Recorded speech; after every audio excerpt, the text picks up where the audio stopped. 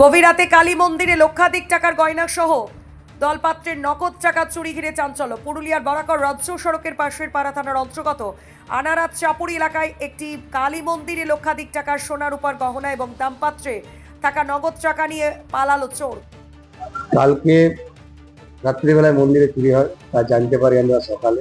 আমাকে কমিটি লোক ফোন করে এবং যিনি প্রতিদিন যারা আসে মন্দিরে ফুল দেয় এবং মন্দির পরিষ্কার করে তারা কমিটির লোককে বলেছে।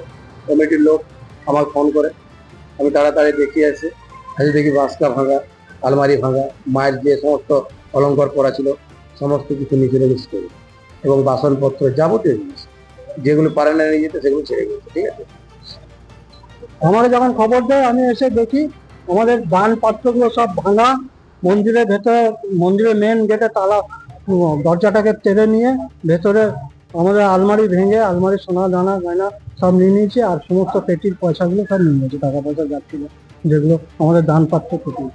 খবর পেয়ে ঘটনাস্থলে পৌঁছায় পাড়া থানার ওসি সহ পুলিশ ইতিমধ্যেই তদন্ত শুরু করেছে। প্রত্যেক দিনের মতো বুধবার সকালে মন্দিরের দরজা খোলার পর বিষয়টি নজরে আসে মন্দির কর্তৃপক্ষের এবং এলাকার মানুষজনের।